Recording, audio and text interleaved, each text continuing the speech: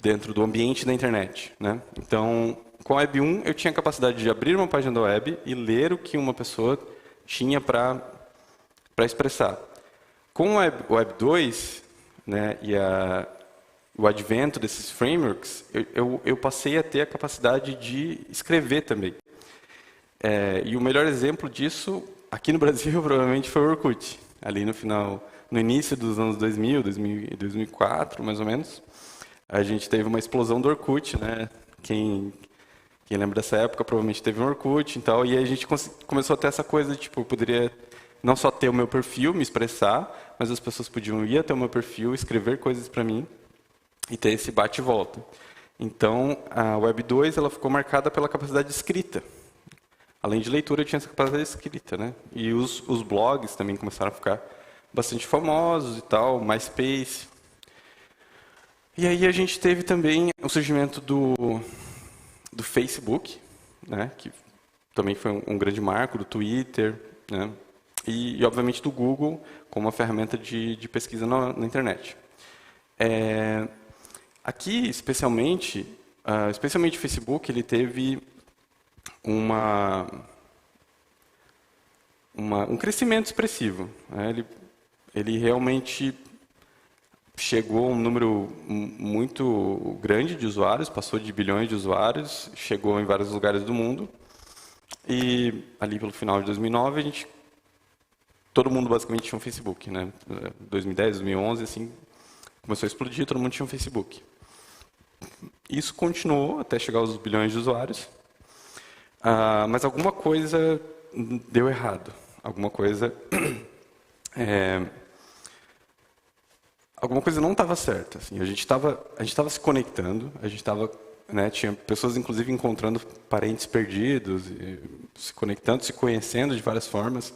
A gente estava trocando informação de uma maneira muito mais acelerada. As pessoas começaram a produzir conteúdo, né, toda essa noção de produção de conteúdo começou a acelerar. A gente começou a profissionalizar isso, né? Algumas pessoas começaram a se dedicar exclusivamente a isso, a produzir conteúdo, a serem comunicadores. Mas alguma coisa deu errado, né? E vamos entender, então, o que é isso que deu errado. O primeiro ponto que a gente pode entender que deu errado é que essas plataformas elas são muito centralizadas. O que isso quer dizer? Que existem poucas pessoas que detêm poder sobre elas e determinam como que elas evoluem. Então, o exemplo do Facebook é que ele introduziu o botão de like, né? Então, alguém entendeu que o botão de like era uma ferramenta interessante, decidiu colocar na plataforma. O botão de like foi sendo adotado. E isso chegou ao ponto de até de modificar a maneira com que a gente reage e interage com a tecnologia, ao ponto de quase que literalmente hackear o nosso cérebro e nos fazer buscar uma espécie de satisfação constante atrás de likes, atrás de seguidores, likes.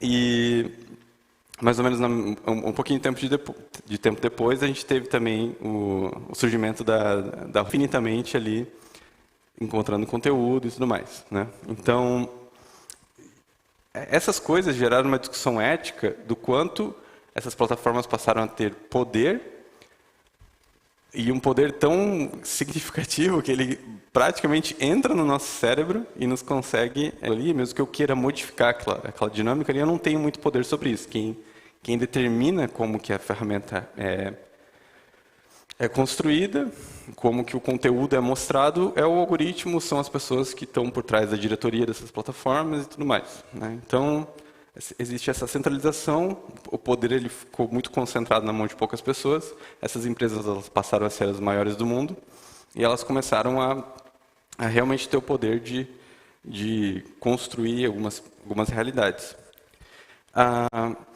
E aí existe um episódio marcante na história do Facebook, em que ele foi utilizado para manipulação das eleições de 2016, quando o Trump foi eleito. Então, inclusive eu vou deixar uma recomendação de um documentário aqui.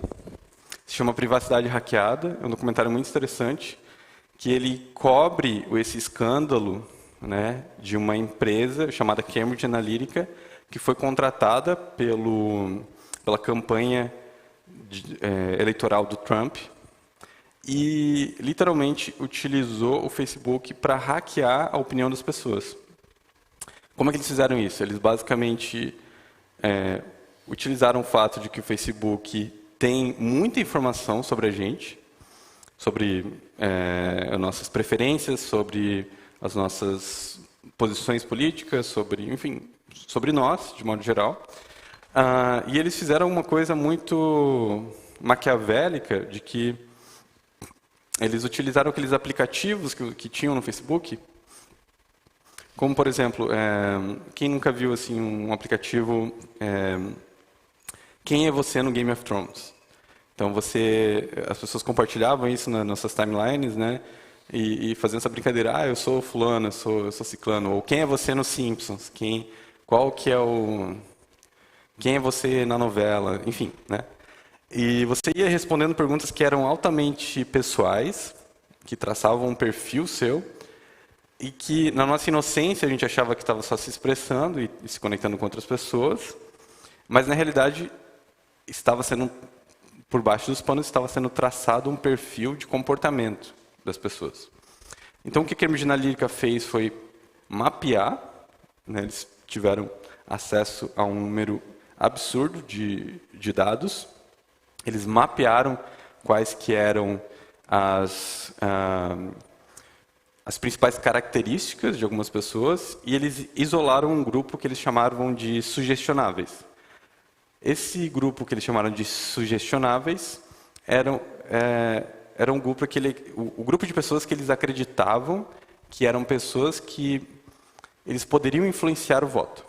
Então, a partir daí, eles começaram a criar campanhas de ataque a adversário do Trump, que pareciam ser orgânicas, pareciam que eram as próprias pessoas criando aqueles conteúdos, pareciam que era realmente uma insatisfação genuína das pessoas, mas na verdade eram conteúdos criados especificamente com o propósito de manipular elas. E realmente a diferença ali foi bem pequena e ficou comprovado que foi por conta dessa estratégia que o Trump venceu a eleição. A empresa teve que depor na corte americana, o próprio Mark Zuckerberg teve que depor na corte americana, isso foi um marco jurídico na época. Tanto o líder da campanha eleitoral do Trump foi preso e o fundador dessa empresa também foram presos, se não me engano estão presos até hoje. Então, esse ponto aqui ele é bem relevante para a gente entender em que ponto que a gente está, né? Por que a gente teve toda essa evolução da internet para chegar a esse ponto e sentir que, opa, muita coisa deu certo, mas alguma coisa está dando muito errado, a gente precisa mudar, né? Peço desculpas, eu estou um pouquinho rouco, estou um pouquinho, não sei se talvez esteja ficando doente, não sei. Então peço desculpas se eu estou tendo umas mudanças de voz e umas baixas de energia, né? Mas vamos lá. E aqui no Brasil também ficou, em 2018, ali, teve um caso de disparo de fake news no WhatsApp, que acontece até hoje, né? A gente tem esses vários grupos políticos, seja de um lado ou de outro, que são uma espécie de máquina de criar fake news e espalhar elas para tentar manipular a opinião pública para um lado ou para o outro, né? No Twitter, a gente teve um caso muito interessante de um jovem de 17 anos que ele conseguiu se passar pelas maiores celebridades do mundo. Ele se passou por Barack Obama, Donald Trump, Kanye West, Enfim, várias grandes celebridades do mundo. E ele literalmente conseguiu twittar como se fosse aquela pessoa, com o perfil daquela pessoa. E ele pedia para você enviar uma quantia em Bitcoin para ele que ele ia devolver o dobro.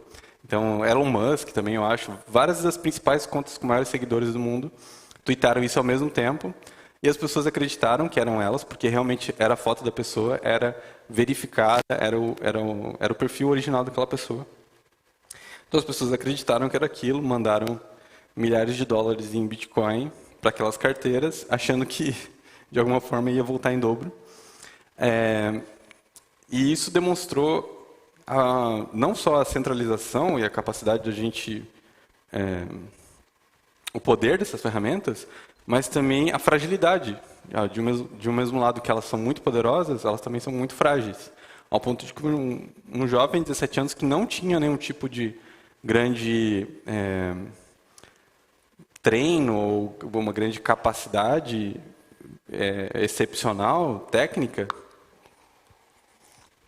pudesse hackear perfis e se passar por esses perfis ao ponto de que as pessoas achassem que fossem realmente aquelas pessoas tweetando, né? Então, esse ponto ele é muito relevante porque ele nos faz a gente se perguntar sobre a veracidade das coisas, né? Então, aqui no mundo real é muito fácil entender que sou eu mesmo falando com vocês. Mas no mundo digital, a gente abstrai algumas coisas e passa a acreditar nessa abstração do que é uma identidade no meio digital. Então, eu acredito que o Lauro é o Lauro digitalmente porque tem um arroba lá, o arroba Lauro Gripa, e tem a foto dele lá falando algumas coisas. Mas o que garante a integridade dessa identidade, né? Então, beleza. Enfim, falei muita coisa aqui. E tem mais uma coisa que é a falta de financiamento, né? A gente entendeu que toda essa infraestrutura digital moderna, ela é sustentada por algumas poucas pessoas que estão trabalhando desde lá dos anos 70, 80 em ferramentas muito importantes de infraestrutura, mas que quem capturou realmente o valor, quem se beneficiou mais de toda esse gigante que é a internet, foram as grandes empresas, né? Então, a gente construiu esse Leviatã gigantesco, que ao mesmo tempo é muito poderoso, mas é muito frágil também. Então, ok. Recapitulando aqui, a gente tem Web 1.0, leitura, Web 2.0, leitura escrita, e a Web 3.0, então, ela pega todos esses problemas que a Web 2.0 trouxe à tona, e ela tenta resolver, incluindo a capacidade e o conceito de propriedade no meio digital, né? Então, isso é especialmente relevante para resolver alguns dos problemas que eu mencionei, porque a propriedade ela é uma forma de garantir essa integridade necessária para a identidade digital, né? Então, eu vou tentar ser um pouquinho mais prático aqui e tentar dar algum exemplo, né? Então, a Web 2.0, ela gerou essa série de problemas e ela foi... Eu diria que essa transição de Web 2.0 para Web 3.0, ela é única no sentido de que ela é muito política. É uma mudança que tem um cerne muito filosófico e político, né? Ela nasce justamente desse questionamento sobre a fragilidade, sobre a centralização, sobre os questionamentos éticos que emergem disso tudo. E não surpreendentemente, o termo Web 3.0, justamente ele foi cunhado por uma pessoa, né, pelo Gavin Wood, após as revelações do Snowden, sobre como o órgão regulador, o órgão de segurança nacional americano utilizava a internet para violar a privacidade das pessoas normais, dos civis, né?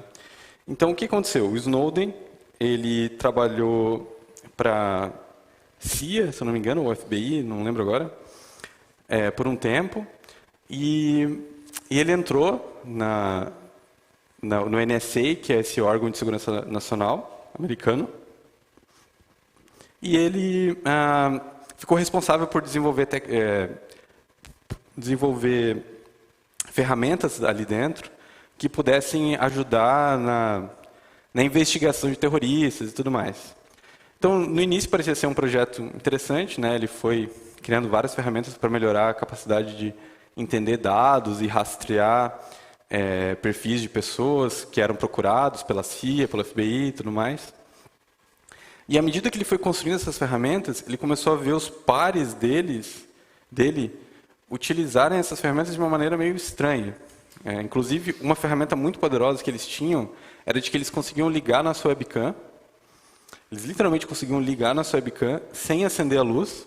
E eles conseguiam acessar, era como se eles pudessem acessar esse computador aqui agora, me ver pela webcam, sem que eu soubesse que eu estava sendo monitorado. E tudo isso, obviamente, poderia ser uma ferramenta poderosa para, enfim, caçar terroristas, pessoas procuradas, né, internacionalmente e tudo mais. Mas, na prática, o que ele observou era que pessoas comuns ali dentro, né, agentes do governo, utilizavam isso para espionar ex-namoradas, por exemplo. Os caras... minha atual namorada, estou desconfiado de que ela está me traindo, sei lá, eu vou começar a espionar ela, começar a ver o que ela está fazendo no dia a dia dela e tal. E isso, até então, isso foi um pouco antes ainda do escândalo do Facebook, e até então a gente não tinha uma noção tão grande assim de que isso era realmente possível. Eu lembro que na época eu estava fazendo faculdade, estava fazendo ciência da computação, e eu tinha um professor que ele falava sobre isso e eu ficava meio assim, tipo, meio cético, assim, eu ficava pensando, não é possível que dê para fazer tudo isso, porque eu acreditava que a internet era um pouco mais segura, assim, que essas ferramentas eram um pouco mais robustas e tal, né? E no fim ele estava certo. Na mesma época o Snowden, ele, como a gente diz coloquialmente, ele botou a boca no trombone, né? Revelou tudo o que aconteceu. Teve que fugir dos Estados Unidos, inclusive, né, porque foi considerado inimigo da nação. E aí, um cara chamado Gavin Wood, ele ouviu essa história, ele já estava descontente com várias coisas que ele estava experienciando na internet, e ele falou, cara, a gente precisa mudar isso. E ele fez uma espécie de manifesto político, filosófico, enfim, no qual ele cunhou o termo Web 3.0, né? Então, foi aí que surgiu o termo e foi aí que ele começou a tentar desenhar a ideia do que seria essa Web 3.0, do que a gente poderia reaproveitar, do que ela teria que ter de diferente, e especialmente uma internet que preservasse nossos direitos, nos trouxesse o poder de volta, que ele tirasse esse poder centralizado das instituições, das empresas especialmente, e dos órgãos de governo, colocasse na mão das pessoas de novo, e que pudesse garantir uma espécie de propriedade para as pessoas, para que elas pudessem ter uma maior integridade no acesso que elas estão tendo a determinadas informações, e, enfim, reforçar a ideia desses direitos mesmos que a gente tem, né? Então, enfim, o direito a ter minha privacidade. Então, beleza. A gente contextualizou um pouco aqui o que é essa Web 3.0. E agora eu quero falar um pouquinho, então, sobre arte, né? Eu falei um pouquinho sobre o que é cripto, sobre o que é o Web 3.0, de como ela surgiu, assim, de uma maneira um pouco mais filosófica e até prática. Mas a palestra, né, é sobre criptoarte. Então, e esse outro lado aí da arte, como é que ele se encaixa, né? Então, eu gosto de dividir a arte em três... Não, deixa eu voltar um pouco. Estou muito monólogo aqui. Antes de entrar nessa parte de arte, eu queria ter um pouco de bate-volta, assim, se vocês estiverem interessados também. Alguém quer fazer uma pergunta? Está ficando claro para vocês aqui? O que vocês estão achando? Estão gostando? Ah, legal, beleza. Alguém quer fazer uma pergunta especificamente sobre tudo que eu falei agora sobre o Web3 e tudo mais?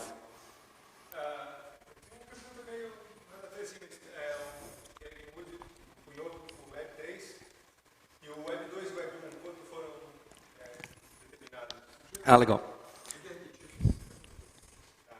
Quando foi cunhado os termos Web 2 e Web 1? Boa pergunta. Então, como eu falei, diferente da Web 2 e Web 1, a Web 3 ela é um movimento mais consciente, mais pensado, mais proposital.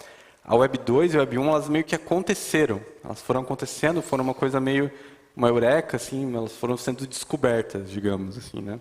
A Web 3, não. A Web 3 ela é mais tipo intencional. Ela realmente tem essa coisa, tem um manifesto político por trás, tem uma intencionalidade que a Web 1 e a Web 2 não tiveram. E eu acredito até que um pouco dos problemas que a Web 2 teve foi justamente porque ela cresceu de uma maneira meio desordenada, descontrolada, sem um norte, sem esse manifesto político. Então, é isso. Assim, eu acho que o Web 1, até onde eu sei, pelo menos o Web 1 e o Web 2 não tiveram um marco, assim, uma pessoa dizendo, isso é Web 1, isso é Web 2. Elas passaram a fazer sentido retroativamente, né? Quando a gente olhou para trás. E a Web 3 foi o contrário. Ela foi definida antes dela começar a surgir. Depois que ela veio emergindo, né?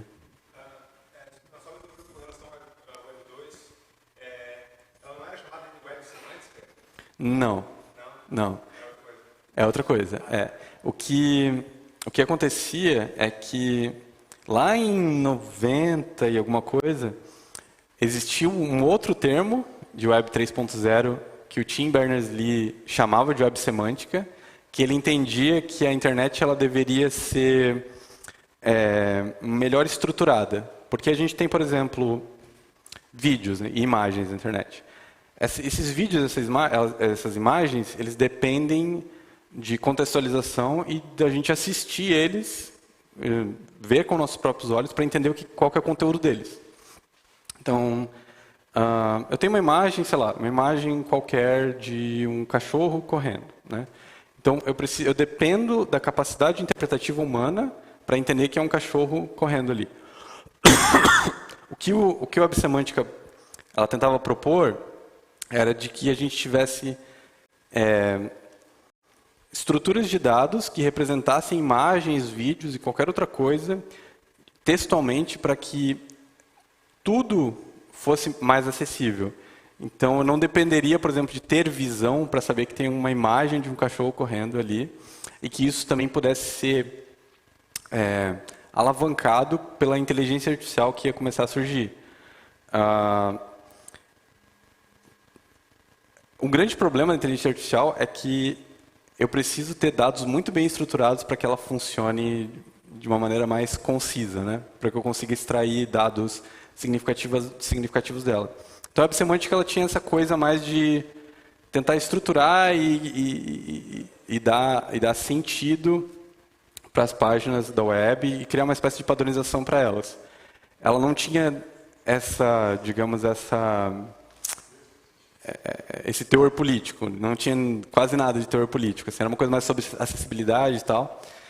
E a visão do Gavin Wood, ele incorporou a web semântica. Então, a Web 3 do Gavin Wood pega a web semântica e inclui várias outras coisas nela, como a propriedade digital, outros conceitos como conectividade, enfim, ele expande o termo inicial. Hoje, a gente entende que o Web 3,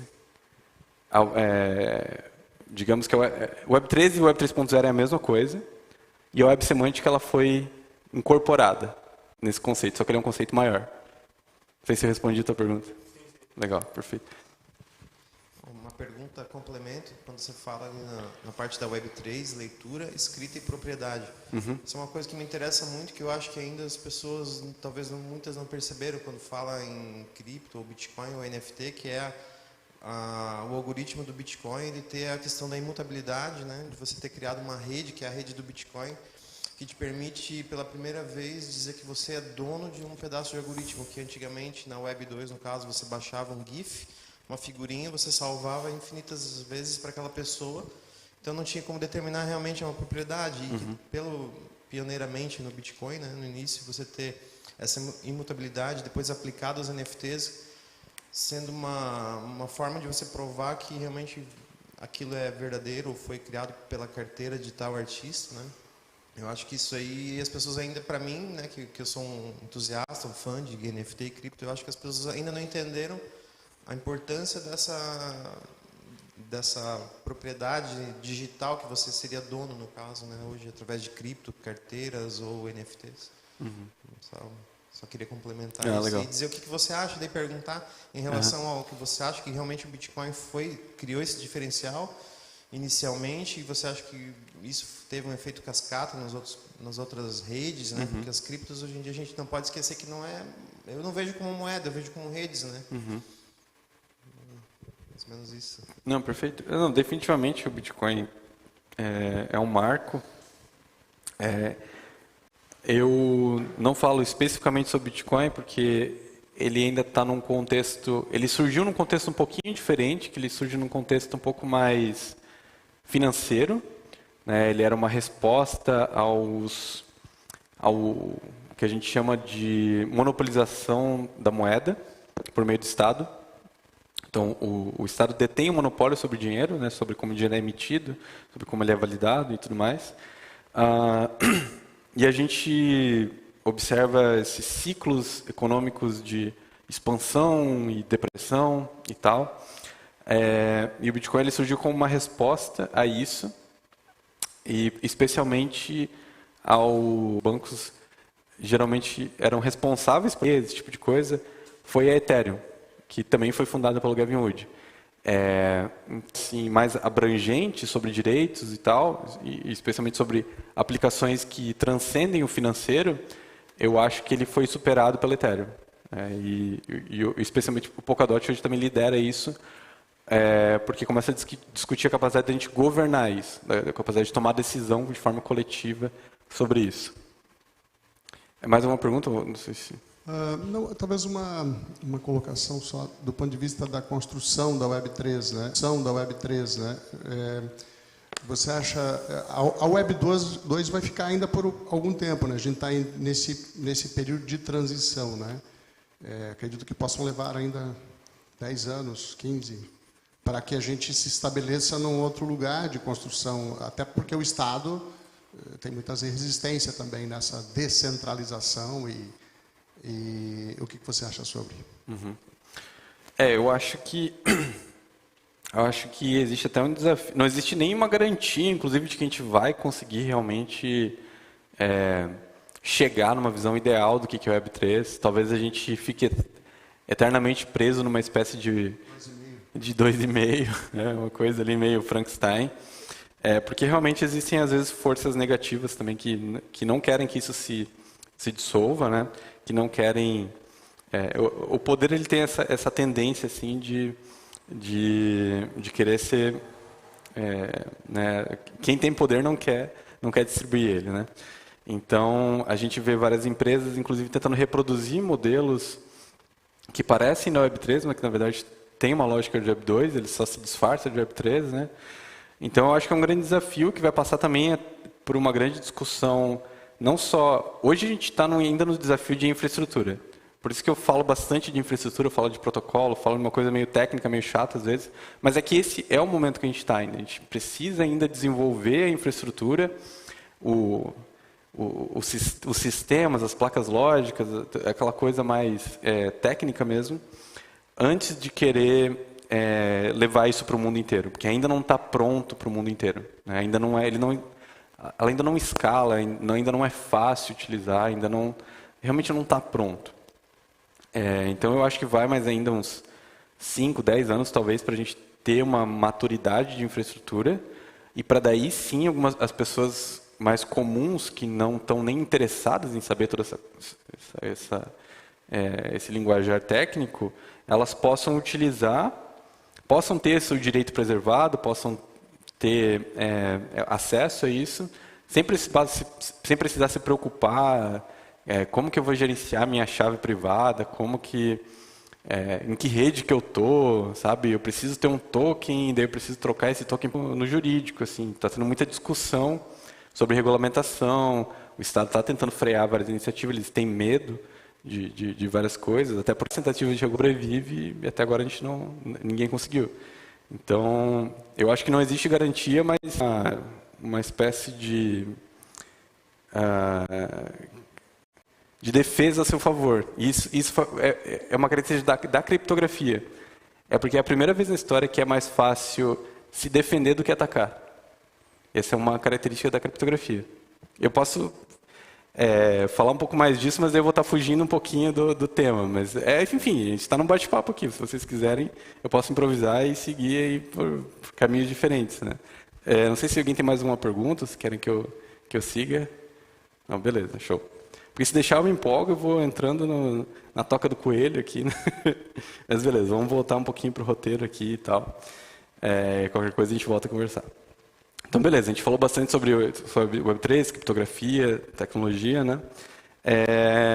E onde a arte entra nisso, né? Então, de novo, para contextualizar e tentar nivelar todo mundo, eu gosto de tentar entender a arte de 3 maneiras diferentes. Eu acho que existe primeiro a arte como mercado, que um pouco disso a gente vê aqui na galeria, por exemplo, né? Tem alguns quadros ali que tem seu preço. Essa arte que a gente consome, né?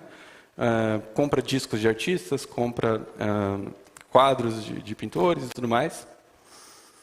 Ela é um pouco mais tangível, mais fácil de entender, né? É mais prática. Existe a arte como instituição também, que digamos, os pensadores, os críticos de arte, eles tentam definir o que é arte e o que não é, que tipo de movimento que a gente está vivendo, se é pós-moderno, se é contemporâneo, impressionista, enfim. Ele vai tentando dar nome para a arte, tentando institucionalizar ela, dar credibilidade e tudo mais. E ele acaba criando alguns, digamos, anciões que dizem o que é, o que não é, né? E também é uma coisa muito importante para dar legitimidade para a arte. Só que daí existe um outro fenômeno aí que é muito mais incontrolável, que é a arte como cultura, que é a arte que a gente vive, que a gente respira, que ela simplesmente acontece, né? E essa arte como cultura, eu gosto de dizer que ela sempre está desafiando a gente. Toda vez que a arte como instituição, como mercado, ela tenta dizer isso é arte, a arte como cultura, ela vai lá e fala, não, arte é outra coisa. Sabe? Ela vai lá e quebra as amarras e está sempre se reinventando, sempre... toda vez que a gente acha que a gente entendeu o que é arte, ela vai lá e dá um tapa na cara, assim, né? E se reinventa. E tal. Isso é um negócio muito legal, né? Eu acho que a arte como cultura, ela nos move, ela nos dá sentido. E é muito legal também porque parece que é uma coisa infinita, assim. Sempre que a gente acha que a arte chegou que ela estagnou, que ela chegou num determinado ponto, ela vai lá e se reinventa, surge alguma coisa nova, surge alguma coisa diferente e tal. Mas, falando aí do contexto da Web3, ela já é uma realidade em vários aspectos. A arte como mercado, ela já é uma realidade. Então, eu gosto sempre de trazer esse dado aqui de 2021, que uma arte digital, ela foi... Esse aqui é uma lista das obras de artes mais caras vendidas em 2021. Então, a gente teve... acho que travou aqui. Agora foi. A gente teve um Pablo Picasso vendido por 103 milhões de dólares. Está dando uma travadinha aqui, desculpa. Teve um Basquiat vendido por 93 milhões de dólares. Enfim, vários artistas renomados e tal, né? Obras bastante expressivas e caras, Botticelli, enfim. E aí o que é interessante é que lá, em 8º lugar, a gente tem uma obra completamente digital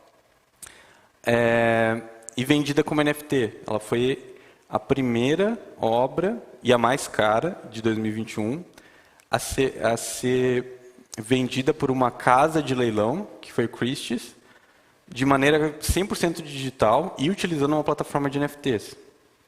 Então isso aqui foi um marco muito interessante. Foi um artista chamado Beeple e foi vendida na casa Christie's, que é uma espécie de casa de leilão que media a relação do vendedor com o comprador. Né? Eles mediam os leilões, aquela coisa de ficar dando lances, né? Eles são mediadores disso. E ela foi vendida por 69 milhões de dólares. Então, essa obra ela é bem legal, né? Ela foi um marco também, porque é um artista que ele ficou 13 anos e meio criando obras todos os dias, foram 5.000 dias de obras, e ele juntou tudo isso num grande arquivo de 21 mil pixels. 21 mil pixels, isso. Seria, tipo, 10 vezes maior do que essa resolução agora. Ele pegou a obra, basicamente, da vida dele, 13 anos de obra, colocou tudo num arquivo só e falou assim, estou registrando isso como um NFT, e quem comprar essa obra passa a ter direito a tudo dela. Passa a ser o dono dela, ter direito de exibição dela e pode comercializar, inclusive individualmente. Né? Se você quiser cortar uma obra ali e comercializar individualmente, você pode. Então, vou passar o videozinho aqui rapidinho, que ele é bem legal. É um momento de fechamento do leilão, que o artista estava assistindo o leilão da sala dele e foi gravado.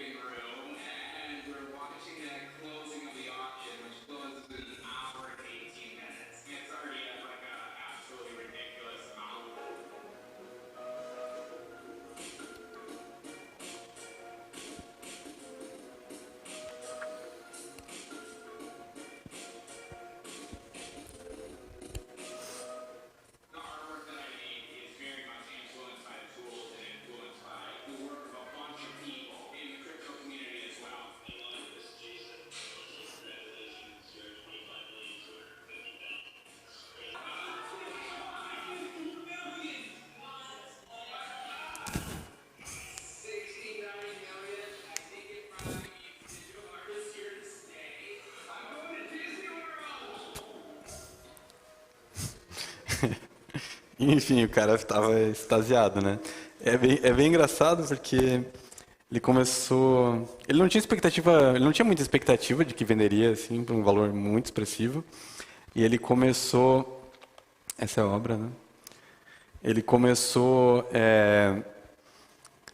a gravar e já estava 15 milhões de dólares, faltando 1 hora. E ele já estava, tipo assim, nas nuvens, né? E aí, faltando alguns minutos, de repente foi para 25 milhões, 50 milhões, 60 milhões, e aí foi vendido finalmente por 69 milhões de dólares. E isso é um marco porque foi a primeira obra completamente digital a ser vendida e ainda mais registrada como NFT por uma grande casa de leilão como o Christie's. O Christie's negocia Picasso, negocia várias coisas desse tipo. E essa foi a primeira vez, em 2021, que foi negociado uma arte completamente digital e utilizando NFT, né? Então, por isso que eu digo que a arte como mercado já é uma realidade e até a arte como instituição também já tá se tornando um mercado, porque o Christie's é uma instituição importante que faz essa mediação entre obras expressivas, entre compradores e vendedores, né? Então, isso também já é uma realidade. E aí, especificamente no contexto da Web3, os NFTs eles são comercializados especialmente nessa plataforma aqui chamada OpenSea. Então, dá um passo atrás aqui e vamos tentar explicar um pouquinho melhor o que é NFT, né? Então, NFT é uma sigla que significa token não fungível, ou non-fungible token. O que significa isso? Um token ele é uma espécie de ativo, né? Moedas podem ser consideradas tokens. E Bitcoin, por exemplo, é um token, que ele é um token mais compreensível no sentido de que ele é uma moeda, né? Então eu consigo trocar um Bitcoin consigo negociar ele por um bem, consigo precificar um bem em Bitcoin e vender e dizer que eu quero vender para alguém. O NFT ele é um token diferente no sentido de que ele é não fungível. E o que significa isso? A fungibilidade é a característica que alguma coisa é substituível por ela mesma. Então, o dinheiro ele é o melhor exemplo porque uma moeda ou uma nota, por exemplo, de R$10, ela pode ser substituída por outra nota de R$10 e não faz diferença. Não importa qual nota de R$10 eu tenho. Se eu for pagar alguma coisa, eu posso pagar com 2 de 10 ou uma de 20. Ou não importa se eu tenho outras notas de 10, elas vão ter o mesmo valor, o mesmo peso. O NFT ele tenta representar coisas que são únicas ou que são semi-únicas, né? Que a gente diz. Porque eu posso ter um NFT e o NFT ele é melhor representado geralmente por arte mesmo, porque Mona Lisa, por exemplo, Mona Lisa só existe uma. As obras aqui que estão expostas aqui só existe um exemplar delas, né? E no meio disso tem o que a gente chama de semi-fungível, que às vezes eu posso ter a mesma obra, 10 edições da mesma obra, mas ainda assim são só 10, são limitadas a 10, e elas não são... enfim, elas são limitadas àquele conjunto ali de 10. Mas geralmente é só uma, né? Então o NFT é isso. Assim, é uma coisa que ela é única, a gente tenta representá-la unicamente, ela não pode ser substituída por outra coisa. Ou se ela é substituível por outra coisa, eu preciso tentar ter uma espécie de compensação por isso, né? Então ok. E como que esse NFT ele é representado, né? Então existe essa tecnologia chamada blockchain, que é a tecnologia por trás de grandes redes como Bitcoin. É uma das principais tecnologias que permite que a Web3 exista. Ela é uma espécie de computador ou uma grande rede distribuída e descentralizada, onde não existe. E o blockchain ele é uma espécie de livro fiscal, só que distribuído entre todo mundo tem acesso e pode auditar, ele é totalmente transparente e não tem como falsificar nem modificar isso facilmente.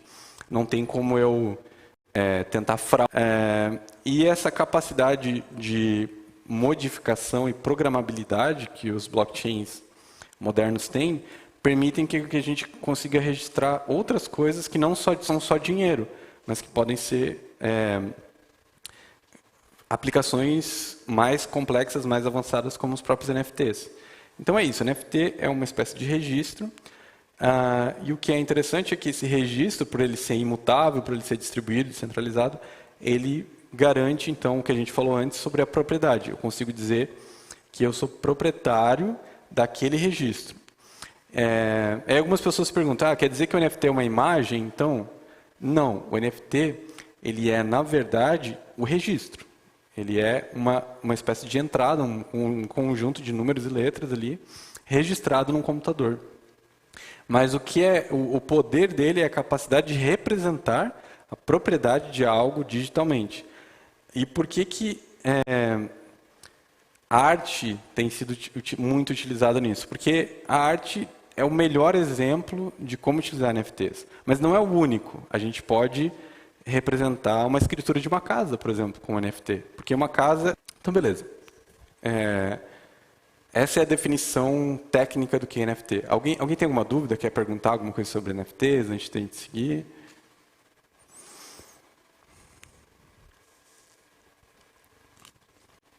Legal, acho que está todo mundo manjando de NFT, então vamos continuar. E aí, existe então esses computadores distribuídos, essa tecnologia, e uma forma de interagir com ela é utilizando interfaces, né? Então, uma dessas interfaces se chama OpenSea, é um mercado, é o maior mercado de NFTs que existe hoje na Web3. Então, aqui é possível você, para quem é artista, né, é possível você criar a sua conta, listar suas artes e comercializar ela, colocá-las à venda e tudo mais, né? Então, as mais notáveis, quais são os colecionadores que mais compraram, enfim, tem várias coisas acontecendo. Em 2021 houve um grande boom, assim, eu gosto muito, que foi um marco também de representação do que é NFT, foram os CryptoPunks, que eles são uma coleção generativa de avatares. Então, foram dois artistas que pegaram e criaram uma coleção, um conjunto de imagens que foram geradas por computadores, né? Eles criaram uma base que é essa configuração aqui do rosto, né, de um personagem. Você pode ver que todos eles têm essa distância no pescoço em comum aqui, né? Esse tamanho de rosto, todos eles têm isso em comum. E o que muda entre eles é, geralmente, a cor da pele, algum tipo de objeto como um brinco, um óculos, um chapéu, uma barba, né? Mas todos eles têm uma base em comum, assim. Isso foi gerado aleatoriamente por computador. Isso chegou ao ponto de, enfim, eles geraram 10 mil personagens diferentes, únicos.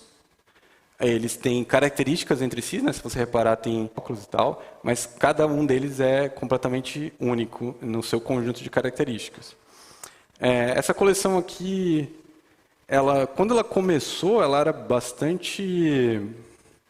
Não era uma coisa ambiciosa, assim, não existia a intenção de comercializar, tanto que ela foi colocada, distribuída gratuitamente. Você chegava lá e selecionava, você criava a sua carteira na Ethereum, selecionava até 3 personagens, acho, por carteira, e pegava para você a propriedade. Eles estavam dando esses NFTs.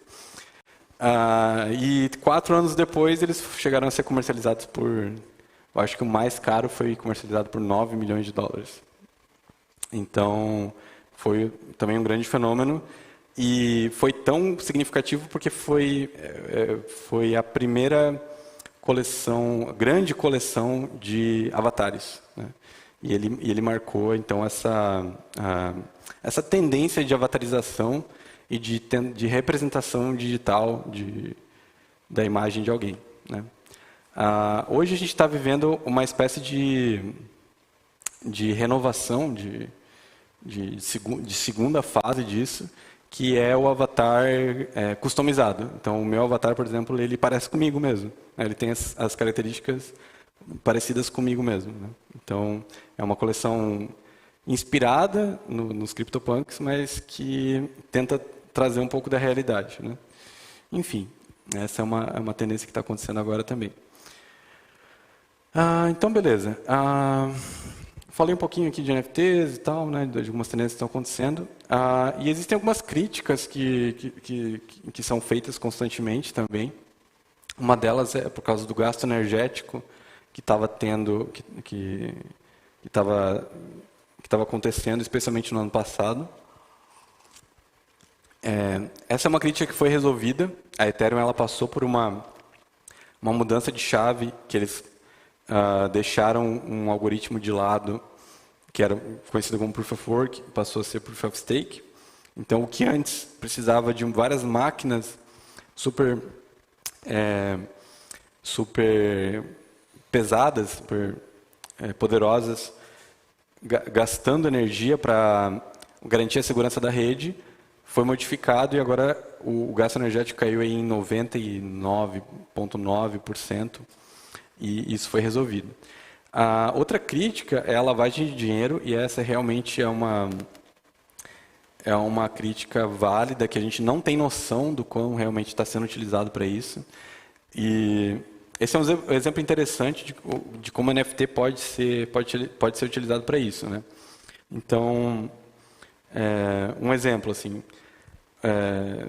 vamos supor que existe um traficante que ele está fazendo muito dinheiro com venda de drogas, e por conta da Web3 ela ser privada e ela não, e qualquer pessoa poder criar contas de forma anônima, esse traficante ele consegue facilmente comprar um NFT por, sei lá, $100 mil, criar outra conta anonimamente, se passando por outra pessoa, e vender esse NFT para ele mesmo por $10 milhões.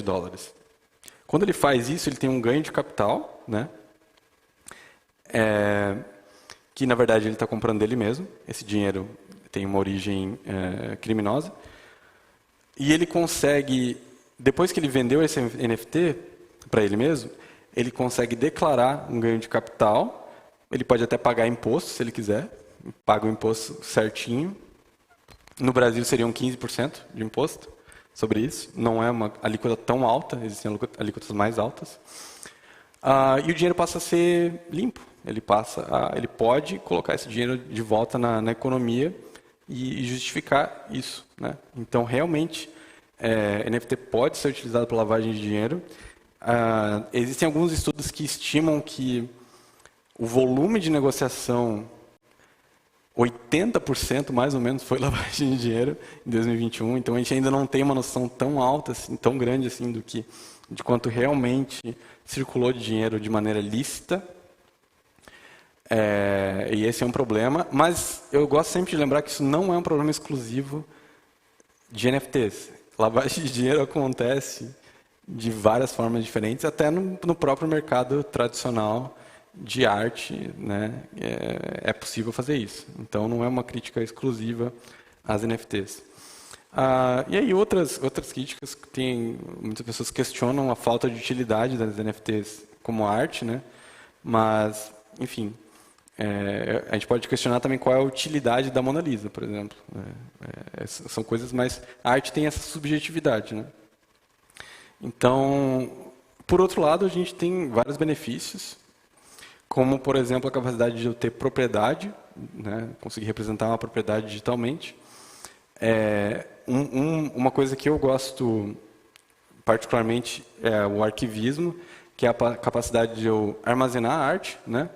Então, o Alceu deve saber melhor do que eu, existe um grande desafio em preservar a arte, porque ao longo do tempo as partículas vão se decompondo, a arte ela vai perdendo qualidade, então eu de alguma forma preciso preservar isso. E no meio digital isso não existe. Eu consigo replicar essa arte de várias formas e garantir que ela sobreviva séculos e séculos e séculos, sem perder nenhuma característica dela, né? E uma coisa muito interessante que eu descobri estudando isso é de que uma das técnicas mais avançadas para testar a legitimidade de uma obra de arte é pela quantidade de radiação que existe nela. E por causa das bombas nucleares que a gente soltou desde os anos 20, 30, não lembro. Essas bombas nucleares, elas soltaram partículas de radiação pelo mundo inteiro, e a gente consegue medir nos quadros quanto que existe de radiação, quanto existe uma molécula específica ali de carbono, e saber em que lugar e em que data que aquela obra foi feita. Então, por meio disso, eu consigo saber que um pintor que fez uma obra, sei lá, durante um período de explosão de alguma bomba nuclear, eu consigo... não, realmente foi ele que fez, porque tem uma certa quantia ali de radiação. Mas como a gente não está mais soltando bombas nucleares, e esse também não é um método muito desejável, né, de identificação, essa técnica está começando a cair, o uso dela, né? E os NFTs, eles podem ser uma alternativa até melhor de autenticidade, de garantir a autenticidade de uma obra. Então, esse é um benefício bem interessante de substituição do melhor método de autenticidade que a gente tem até hoje. E aí, claro, né, um grande benefício é a descentralização, essa diluição do poder, e a democratização de acesso também, porque a arte como mercado, como instituição, ela acaba sendo muito elitizada, ela acaba sendo voltada para as elites e tal, para grandes negociações. E hoje a gente está começando a democratizar isso, qualquer artista pode listar sua obra digitalmente e tal, né? Ok. Já são 11h30. Eu separei algumas coisas sobre inteligência artificial também. Eu posso entrar nisso, mas eu acho que vou passar bem rápido por aqui, porque eu ainda quero falar para vocês um pouquinho sobre o trabalho que eu fiz com o Gilberto Gil. Mas eu vou tentar passar um pouquinho sobre inteligência artificial, porque também é um tema muito relevante, né? Antes de entrar nisso, né, eu queria saber se alguém tem mais alguma dúvida sobre NFTs, sobre essa questão da arte, se alguém quer fazer algum comentário, fazer uma pergunta, fique à vontade. A minha dúvida seria mais realmente prática, no caso da adoção, né? Porque eu acho que quando a gente, por exemplo, cria uma galeria, a gente gostaria que o público viesse, consumisse arte, pelo menos observasse. E hoje a gente vive num momento de, vamos dizer, uma crise entre as criptos, onde você tem muitos players, muitas redes competindo pela atenção dos usuários, onde eles vão comprar os seus NFTs. Eu não sei se esse bem é o caso da Polkadot, no caso de ser uma cross-chain, que você possa colocar ativos de redes diferentes. Mas o fato é que ano passado, como a gente teve um mercado de alta nas criptos, acabou ficando um pouco caro para o usuário mediano, o consumidor comum, vamos dizer, de classe média baixa, por exemplo, que se interessasse por um NFT da Ethereum para pagar uma taxa que beirou aí $100, $150 para uma transação, e hoje, mesmo na baixa, você ainda tem transações de $30, $15 para você realmente poder apenas manipular isso. Então, assim, no meu caso, eu contornei a questão da Ethereum para redes alternativas, como as camadas 2 da Ethereum, que é a Polygon, ou mesmo uma terceira via, que seria a Solana. E como que, já no caso da Polkadot, se tem algum pensamento em relação a isso, se isso é um empecilho, ou se essa taxa alta realmente seria também positivo para você manter um valor agregado desse tipo de ativo? Legal, ótima pergunta. Realmente, a Ethereum ela passou por um teste de estresse que ela chegou no seu limite de escalabilidade, né? Ou seja, ela tem uma capacidade de gerar vazão para as transações e ela chegou no seu limite. Teve tanta gente utilizando que ela chegou no seu limite e as taxas precisaram subir para a rede não ficar indisponível, basicamente. Então, isso foi... basicamente foi criando uma espécie de seleção, porque conseguia utilizar a rede quem tinha mais dinheiro.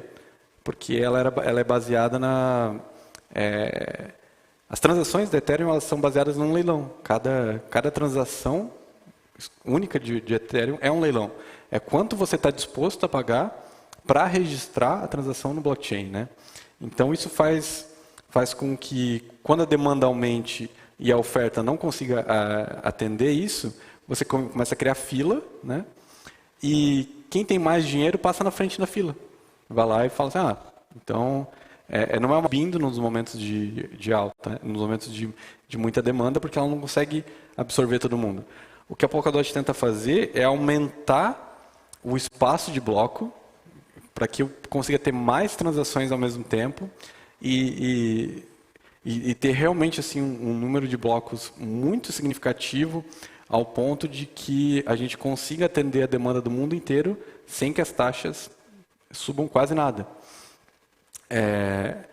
No momento, como eu falei, a gente ainda está passando por uma fase de transição, né, de criação de infraestrutura para conseguir absorver essa demanda. É como se, uma analogia, é como se as estradas de ferro ainda estivessem sendo construídas. Existem ainda poucas estradas de ferro para os trens passarem, e ainda não existe nenhum trem-bala de verdade assim, que realmente consegue absorver uma grande quantidade de pessoas e ter velocidade. Então, até as redes alternativas, como a Solana, que conseguem oferecer uma taxa mais baixa, elas sofrem em algum outro aspecto, como elas caem. A Solana fica, quase todo mês acontece algum caso de que ela cai, ela fica indisponível, ela tem algum problema. E ainda, pior do que isso, ela tem um nível de centralização também. A gente brinca que Solana é Web 2.5 ainda, né? Então, a gente está nessa fase ainda de criação de infraestrutura e, no caso da Polkadot especificamente, o grande objetivo é criar tanto espaço de bloco que, mesmo se vier o mundo inteiro e tiver que criar uma fila, essa fila vai ser limpa de maneira muito rápida, ao ponto de que as taxas não vão subir de forma significativa. E, além disso, a Polkadot ela adota uma política monetária um pouco controversa para algumas pessoas, de que ela tem uma inflação mais alta para garantir que as taxas sejam baixas. Então, ela tem uma inflação ali de 7% ao ano, e essa inflação também é revertida para um tesouro que é gasto no desenvolvimento da rede, e isso faz com que a gente consiga garantir que as taxas continuem sendo baixas, né? Se tratando de... Mas ainda existe outro problema que tu mencionou, que é a fragmentação das bases de usuários, né? Então, hoje eu tenho o OpenSea, que eu citei ali, ele é o principal, mas ele tem vários concorrentes, né? Tem vários concorrentes em diversas redes também. E para o usuário isso é um pesadelo, porque o próprio OpenSea ele funciona na Solana também, se eu não me engano. Então, só que se eu quero comprar uma arte que está na Solana, eu preciso ter Sol na minha carteira. Então, se eu só usei a Ethereum até hoje, eu tenho Ether na minha carteira. Aí eu quero comprar uma obra da Solana. Eu tenho que ter Solana na minha carteira. Daí eu tenho que ir lá, fazer todo o processo de adquirir o token da Solana para conseguir fazer isso. No longo prazo, na Polkadot, a gente acredita que a gente vai ter que, de alguma forma, em que ele vai ver a obra, que é isso que ele se preocupa. Ele não está preocupado em qual rede que ele está, ele não está preocupado com isso. Ele só está preocupado em realmente ser dono daquilo e, enfim, adquirir uma obra. E eu acho também que a pandemia ela acelerou muito os ambientes digitais, mas a gente está começando a retroceder um pouco disso. A gente está voltando para o presencial. E eu acho que a gente vai começar a ver alguns modelos híbridos também. A gente vai começar a ver galerias... Já existem, na verdade, né? Mas a gente vai começar a ver mais galerias que a pessoa pode vir fisicamente, mas vai ter uma tela com um QR Code que ela só passa o celular ali e compra a obra, né, de uma maneira meio híbrida, assim. E depois ela pode expor na casa dela numa tela também.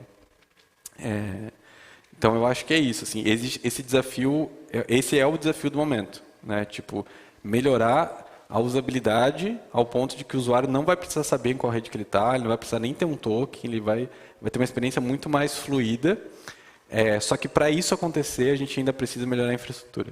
A gente ainda precisa passar por mais aí uns 5, talvez 5, 10 anos de construção de infraestrutura.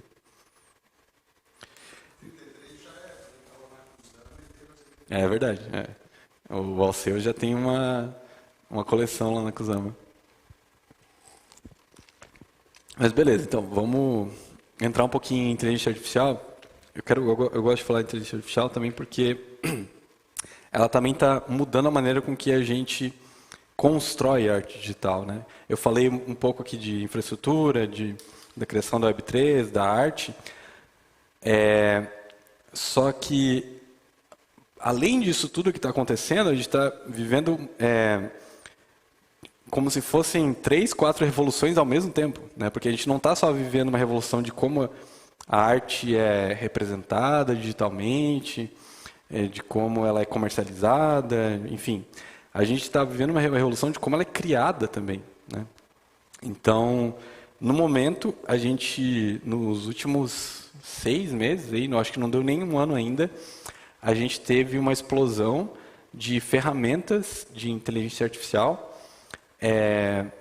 E vou falar especificamente da criação de imagens, né?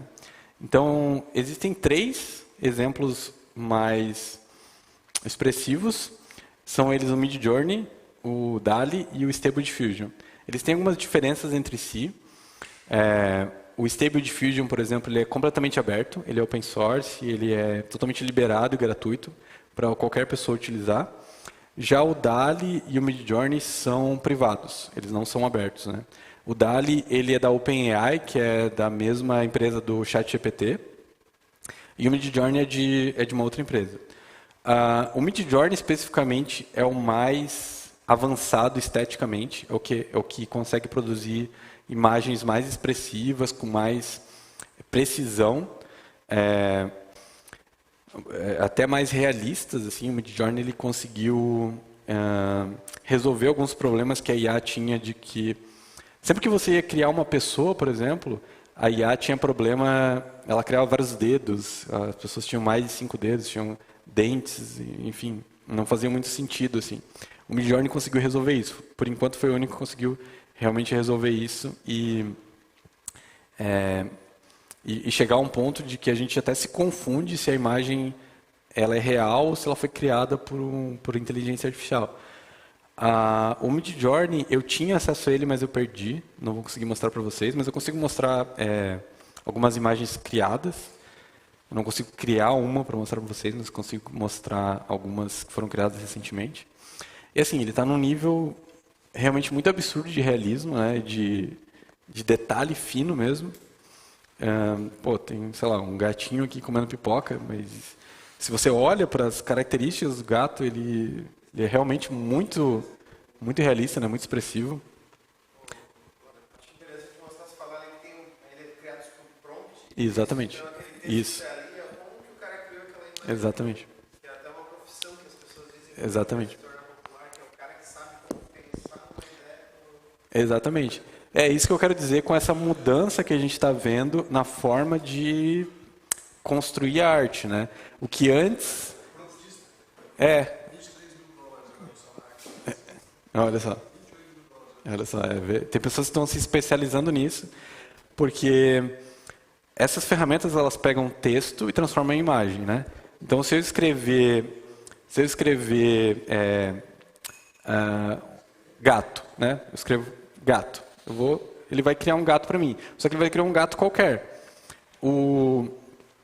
A gente está começando a ver o surgimento de uma profissão de que são pessoas que elas sabem o que escrever para a inteligência artificial ter o melhor resultado possível. Então, aqui nesse caso, por exemplo, esse gato aqui, ele foi bem específico. Ele colocou um gato engraçado usando óculos 3D, a inteligência artificial ignorou isso, inclusive, não entrou isso. Olhando para um filme, uma pipoca de filme, no estilo de Dimitri Spires, deve ser algum artista que eu não conheço, GIF animado, Greg Olson deve ser outro artista. Enfim, ele colocou uma série de palavras-chave para chegar nesse resultado. Então, o trabalho do artista digital nos últimos 6 meses, virou do avesso completamente. O que antes era muito baseado na mesa digitalizadora, de você desenhar de fato, agora ele é um trabalho muito mais intelectual de você escrever o que você quer e explicar para ela o que você quer.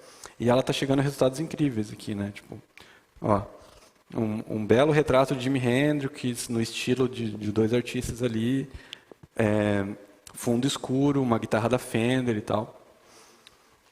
Enfim, né, a gente está vendo assim realmente uma e foi questão de meses. Assim, o Midjourney ele não era tão bom assim e ele ficou realmente muito bom nos últimos meses.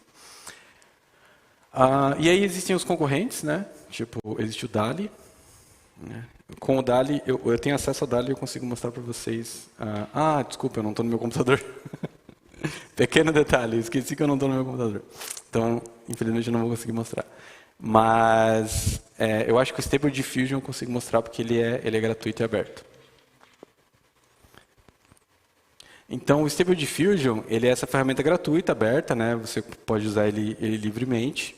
E ele é um pouquinho, por conta disso, ele é um pouquinho menos fiel, assim, ele não produz ainda coisas tão assim expressivas, né? Eu gosto de fazer uma brincadeira para mostrar como que um prompt pode evoluir, né? Então, eu começo por uma imagem simples, né? Por exemplo, um sapo. Ele leva um tempinho ali para processar, né? Para a imagem ser criada. Às vezes depende de se tem alguém na fila e tal, porque como é uma ferramenta aberta, você tem várias pessoas utilizando, né? Mas beleza, mandei criar um sapo e ele criou vários sapos diferentes, assim, né? Porque eu não especifiquei muito, eu só falei sapo. Então pode ser um desenho de um sapo, pode ser uma foto de um sapo, né? Mas eu posso ir colocando mais características, né? Agora, além de um sapo, eu quero um sapo triste, quero que ele seja triste. Então,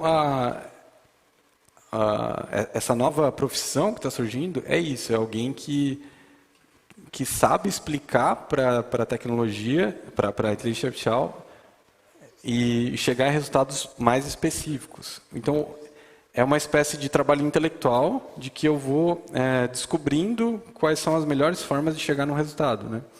Então, além de sapo triste, agora eu posso especificar que eu quero pintura em óleo. Então, eu quero que seja uma pintura em óleo. E a inteligência artificial, ela basicamente foi treinada utilizando várias imagens e ela sabe identificar na imagem o que significa a textura e a característica de uma imagem, de uma pintura a óleo. Então, eu já cheguei agora no resultado mais próximo do que eu quero. Mas, além disso, eu quero imitar o estilo de algum outro artista. Então, posso imitar o estilo do Van Gogh, por exemplo. E a IA, ela sabe extrair isso também. Ela não identifica apenas características, né, da pintura a óleo também, como ela consegue extrair o estilo de um artista específico e aplicar em uma outra imagem. Então, ó, eu já tenho um sapo triste aqui, que talvez não está tão triste assim, está até meio feliz, mas no estilo do Van Gogh. E mais que isso, eu posso começar a combinar estilos. Eu posso combinar o estilo do Van Gogh com o estilo do Salvador Dalí.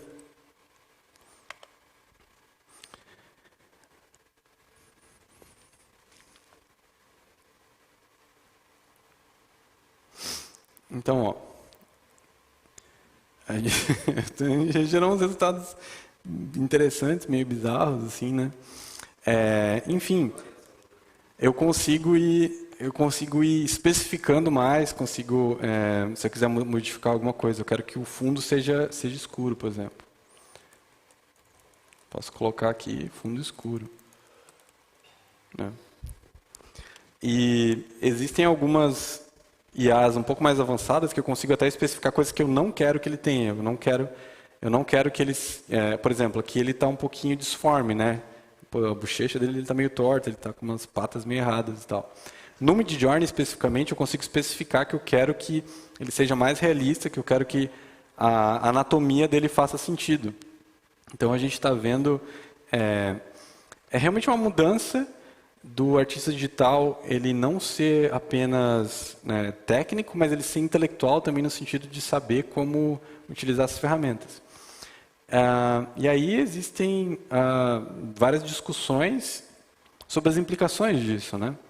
Então, um exemplo que a gente tem, que eu acho que eu não coloquei aqui, mas eu posso mostrar para vocês,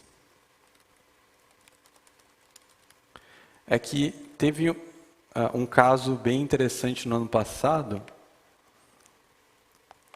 de um artista que ele ganhou uma competição de arte digital quando o Midjourney ainda não era tão conhecido assim. O Midjourney tinha acabado de ser lançado e ele entrou numa competição, submeteu essa arte aí para a competição e ele ganhou.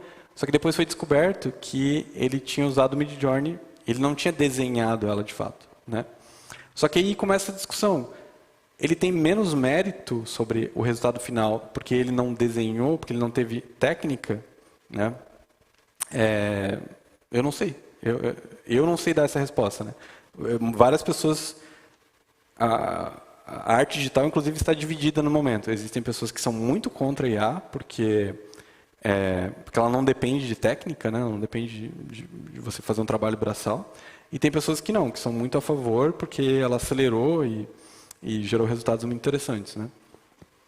Mas mais que isso, a gente está vivendo implicações muito relevantes, não só no sentido de discussão sobre quem é o criador de determinada coisa, mas sobre a veracidade do que está sendo criado, né? Então, um exemplo que eu gosto de dar, que eu acho muito marcante, é do deepfake. O deepfake é uma tecnologia que utiliza inteligência artificial também para geração de imagens, só que ele pega uma imagem que já existe e substitui o rosto de alguém por o rosto de outra pessoa. Então, por exemplo, esse vídeo que vocês vão ver aqui agora, ele não é real, por mais que ele pareça. É um vídeo do Tom Cruise tocando guitarra, tocando violão e cantando. É a voz dele, é os trejeitos dele, mas não é real.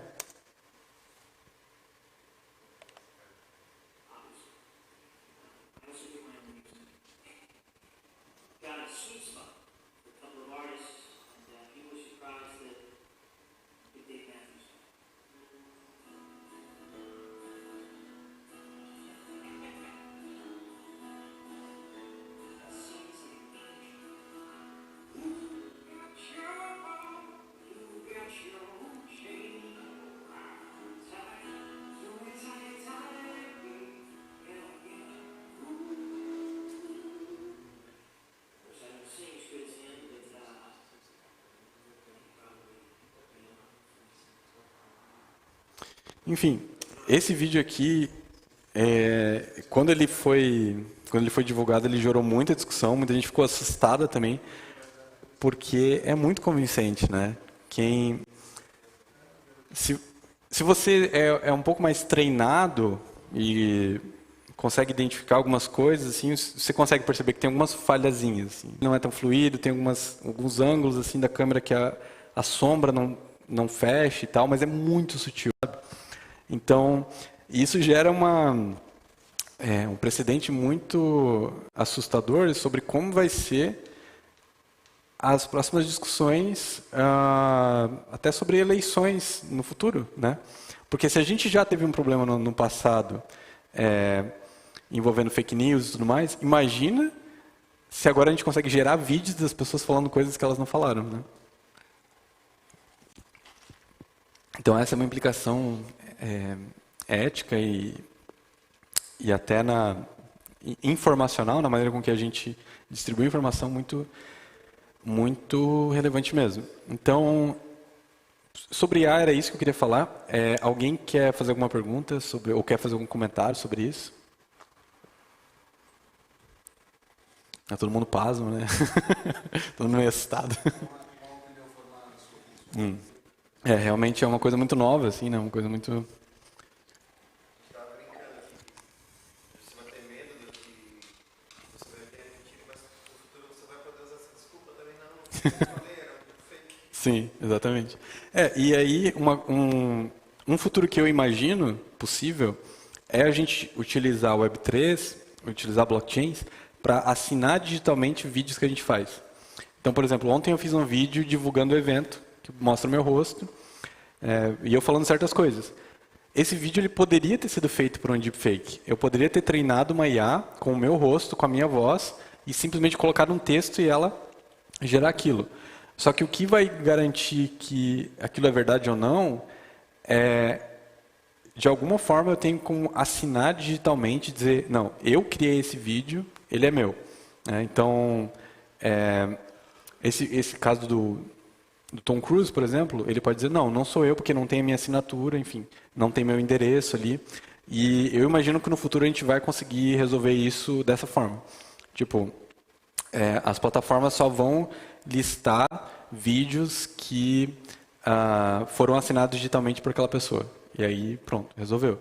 É claro que se a pessoa for hackeada e alguém se passar por ela, ainda tem esse problema. Só que aí a gente pode melhorar a segurança e tal. Como hoje é feito com o próprio perfil, né? Tem a Sim. segurança que é o perfil como Essa certificação. E justamente por isso que a gente precisa ter tecnologias mais seguras e mais robustas, para que elas não possam ser hackeadas por um jovem de 17 anos e consiga se passar por aquela pessoa, né? Então imagina, se tratando de vídeo, de fake, como que isso pode...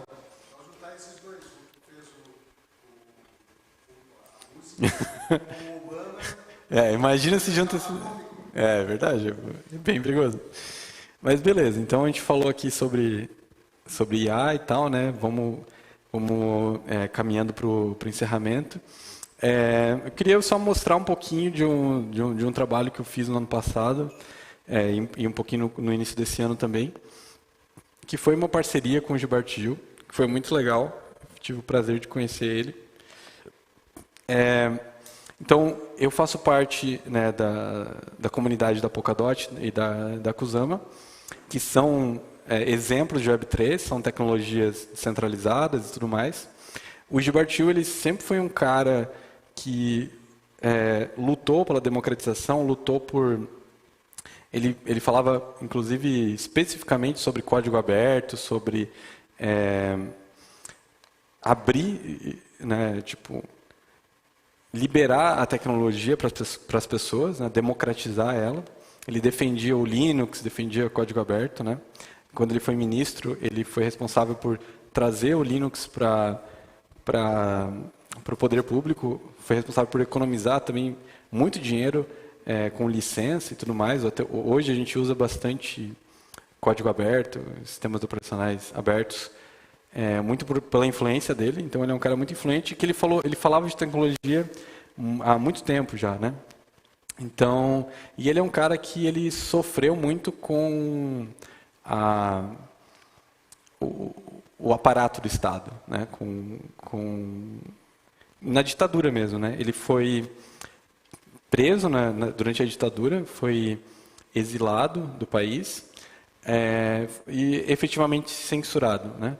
Então, quando ele estava preso durante a ditadura, ele escreveu uma música chamada Futurível, em que ele falava sobre um futuro distante, ali era 1969, mas ele falava sobre um futuro em que você poderia sair do seu corpo e se transformar em partículas e se recompor num ambiente diferente, né? Então ele fala que ele brincava que a felicidade é feita de metal, porque na nova realidade nós seremos mais inteligentes, mais brilhantes, tudo em superdimensão.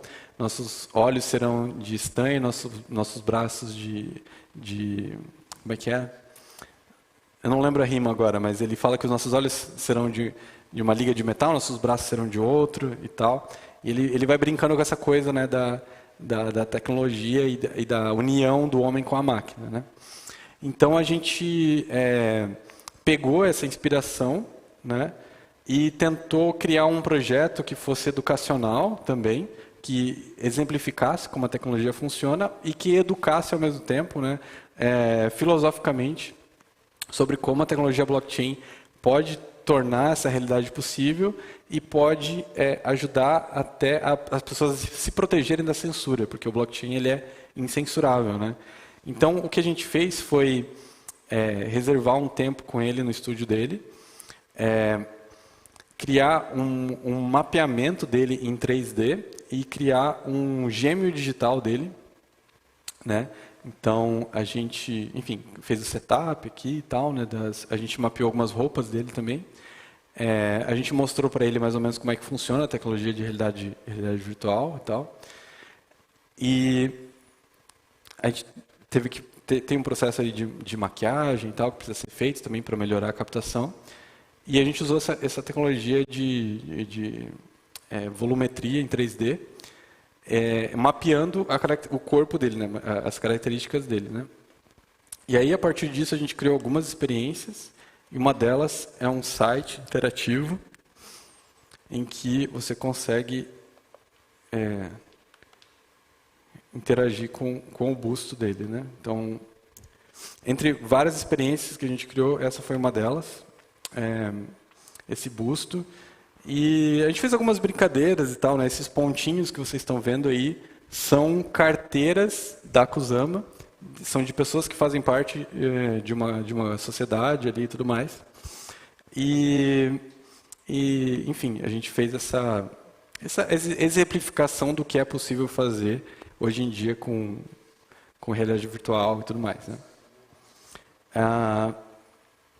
Além disso, a gente também, além desse site, a gente também fez uma exposição que ficou exposta no Oi Futuro, durante a Bienal de Arte Digital, onde era possível você colocar um óculos de realidade virtual e navegar por uma galeria virtual, né?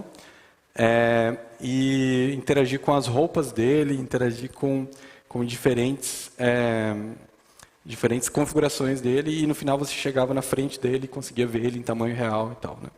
A gente fez essa brincadeira de você ter contato com o Gilberto Gil.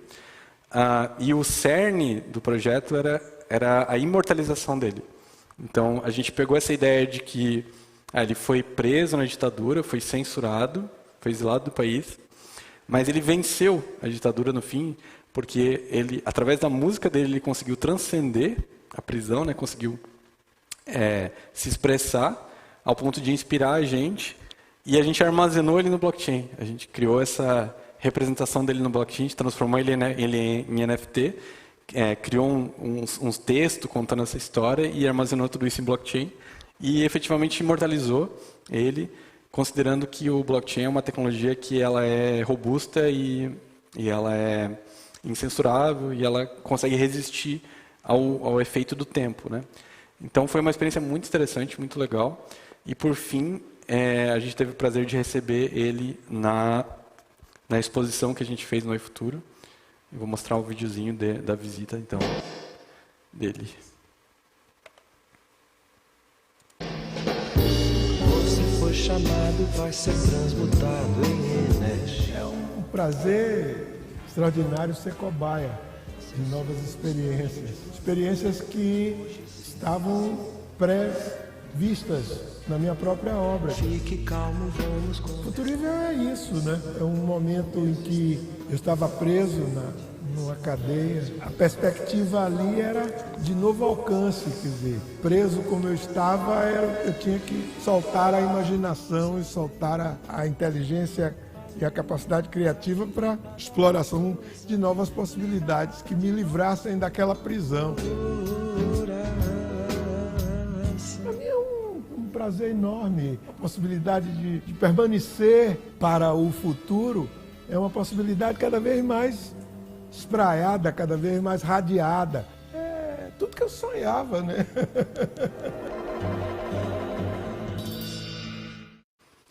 Enfim, foi um projeto muito legal. Ele foi feito em 2 fases, né? A primeira a gente fez o processo de captação do corpo dele, enfim, essa parte mais técnica de capturar ele, da criação do NFT e depois de criar a experiência de realidade virtual. Foi a segunda fase. Para uma terceira fase, para um futuro próximo, é claro que a gente ainda não sabe, a gente está passando por um momento delicado de mercado, está tendo mais dificuldade de financiamento, mas a gente gostaria de explorar um pouco mais dessas novas tecnologias que estão surgindo também. Um possível desdobramento que eu imagino, que eu gostaria de fazer, mas que eu acho que o óculos aqui, você pode falar, constrói aqui uma porta aqui do meu lado, constrói uma janela, constrói agora um céu estrelado igual ao do Van Gogh. Então você vai conseguindo criar essa experiência e criar o seu mundo de acordo com as coisas que você está falando e as coisas que você está imaginando.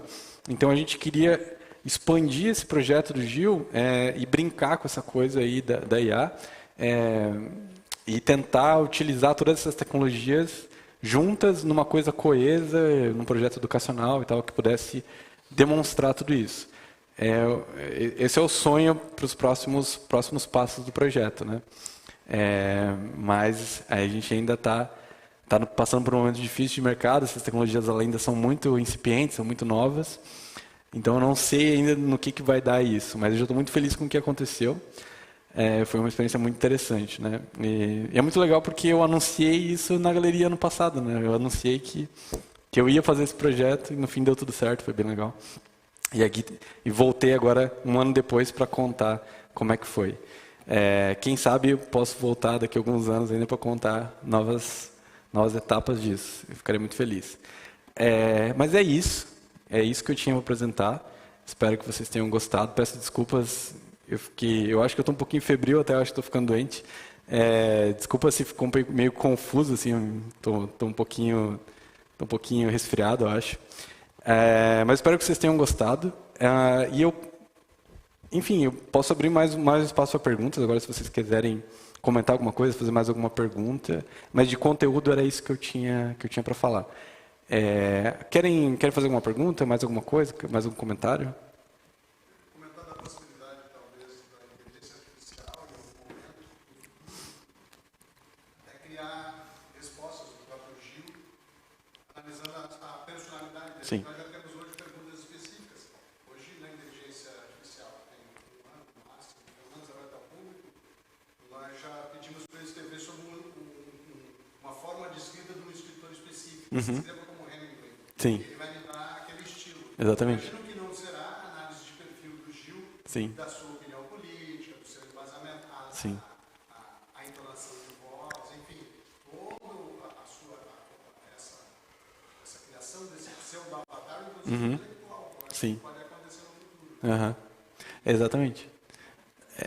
Exatamente. E eu gosto de falar dessa coisa da avatarização, até porque o próprio Gil ele imaginou isso. Ele imaginou que isso ia acontecer, porque ele falava do seu segundo estágio de humanoide, que seria essa personalidade digital, esse avatar, que não é exatamente você, que talvez até é uma versão melhorada de você no ambiente digital. E a gente ficou brincando com isso, acho que é muito legal. E realmente, a gente imaginou que dá para fazer isso. Daria para... Tem tanta imagem do Gil, tanta coisa construída dele, não só artisticamente, mas de depoimentos, vídeos, conferências. Ele é um cara muito intelectual, que escreveu muito, falou muito, né? Esteve muito presente. E facilmente daria para treinar uma IA com todo esse arcabouço dele e que você poderia interagir com ele, conversar com ele efetivamente, né? Que não seria ele, mas seria uma representação digital dele. Sim, a gente imagina que isso seja possível. Inclusive, eu acho que é uma coisa que a gente precisa fazer até para evitar falsificações. Então, o melhor jeito de eu evitar que alguém se passe por mim é eu mesmo fazer isso antes da pessoa e criar o meu avatar, criar essa versão digital minha. E realmente dá para... O ChatGPT ele já de certa forma faz isso, né? Você consegue conversar, pedir para ele se expressar como se fosse um determinado artista, um determinado pensador, para ele se expressar como se aquele pensador... como que aquele pensador falaria, né? E o próprio Gil ele brinca com essa ideia, que ele diz que tem tanta imagem dele, tanta coisa, já a família dele é tão grande também, que ele provavelmente vai se tornar um orixá. Que essa coisa, o orixá, é como se fosse essa entidade maior do que nós, que é uma espécie de guru, um ancião, assim, alguém que vive numa coisa etérea, assim, né? Então, sim, é uma possibilidade.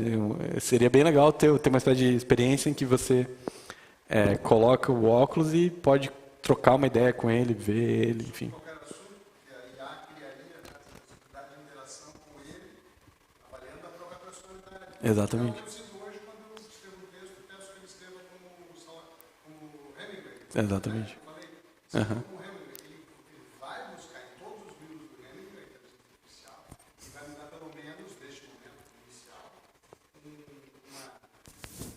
fiz várias vezes esses estilos, e isso é bem interessante. Exatamente. Hoje a gente tem o estilo literário, mas a gente já está começando a ter o estilo, como no caso do Tom Cruise, no caso do Van Gogh, o estilo artístico, ou no caso do Tom Cruise, as características, os trejeitos físicos mesmo da pessoa, de voz, de movimento. Eu acho que falta pouco para a gente ter... falta um pouco... falta chegar nesse ponto de juntar tudo. Eu acho que a gente já tem... O Lego já está meio pronto, assim, só falta melhorar um pouco as peças e juntar tudo, e logo a gente vai ter essa experiência do Avatar, com certeza. Última pergunta, daí como a gente fala muito em projeções médio, longo prazo, na prática, daí no caso de você como representa Polkadot, vocês têm assim uma timeline longa, vocês pensam em anos, 10 anos, tem assim, prazo isso aqui, 5 consideram essa longevidade, no caso? Então, os próximos passos vão ser muito baseados na necessidade dela, no que vai surgir, e na decisão coletiva, porque uma característica da Polkadot que outras redes não têm é que você discute coisas dentro do próprio blockchain e decide coletivamente como que essas decisões vão ser tomadas. Inclusive, se tratando de dinheiro. A gente tem um tesouro no qual você pode... Esse projeto do Gil, por exemplo, foi financiado pelo tesouro da Polkadot, tesouro da Kusama, especificamente, mas que é a irmã da Polkadot, é o mesmo ecossistema, né?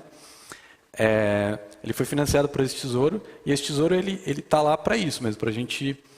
por exemplo, se eu tenho uma ideia dessa, eu quero criar um avatar específico de um artista, utilizando a tecnologia da Polkadot, quero armazenar isso ali, quero que as interações aconteçam ali de alguma forma, enfim, quero utilizar essa tecnologia. Eu posso escrever uma proposta, submeter, e as pessoas vão decidir se aquilo ali faz sentido ou não, às vezes elas vão meter o pau, falar, não, isso aqui é uma merda, não concordo, isso aqui está horrível. Outras vezes elas vão dar um feedback construtivo, vão falar, muda isso aqui, muda isso aqui. Enfim, a gente está vendo isso acontecer agora na prática. A gente tem uma visão de longuíssimo prazo, de tipo séculos mesmo, né? A gente gostaria de que essa tecnologia sobrevivesse os séculos, os milênios, inclusive. A gente tem um certo receio. Eu gosto de usar o exemplo do Orkut, né? Porque o Orkut ele foi revolucionário em vários sentidos. A gente criou as comunidades que existiam lá, a gente trocava várias ideias e tal. Só que tudo isso sumiu. Não existe mais registro nenhum do Orkut. Tudo se perdeu com o tempo, né? Então, a gente gostaria de resolver esse problema também, de que as coisas não fossem mais tão efêmeras, a gente conseguisse armazenar elas e perdurar elas, trazer essa longevidade, né, que a gente chama da disciplina de arquivismo e tal. Então, definitivamente, é uma visão de um longuíssimo prazo. Eu vejo a Web3 ainda com a mentalidade de Web2. Porque hoje nós temos as várias redes, todas elas absolutamente trabalhando, mas não existe uma governança da governança. Para que aconteça realmente na Web3 um pensamento da Web3, que é a descentralização. Uns fazem mais, outros fazem menos, outros dizem que fazem. Sim. Mas não existe uma governança da governança, entendeu? Um grande conceito que possa, pelo menos, que seja descentralizado, mas que consiga interagir. Por que essa moeda só vai interagir com aquela ou com aquela? É só tecnologia? Não, pode ser proposição também, né? Do roadmap de um projeto, pode ir de encontro àquela vem de encontro a essa, como tudo isso. Eu vejo que falta isso, pelo menos na minha opinião, absolutamente amadora, sobre o assunto, mas falta um pouco dessa intenção, aliás, de pensar como Web3, de um universo descentralizado, mas que tenha, de alguma maneira, uma governança sobre essa que, por muitas vezes, é de empresas específicas, ou de ideias específicas que não têm a mínima intenção de se encontrar. Esse é um desafio enorme que gera bastante discussão também. No caso do Bitcoin e do Ethereum, por exemplo, eles não têm o que a gente chama de governança explícita. É uma governança baseada muito nos bastidores. Acontece muito baseado no que as pessoas estão conversando de forma privada, geralmente, ou no Twitter ali. Mas não existe um fórum, um conselho eleito, esse tipo de coisa, que debate alguma coisa, né? E eles, inclusive, defendem que deveria ser assim, para simplificar a tecnologia e tal. Tem muita divergência ainda de como deve ser essa governança. Tem gente que é tão anarquista que diz que só o fato de ter governo no sufixo da palavra já fica tipo, não pode ter de jeito nenhum. Só que eles não entendem que governança é outra coisa, não tem a ver com o Estado. Tem um grande desafio se tratando da gestão do tesouro da Polkadot.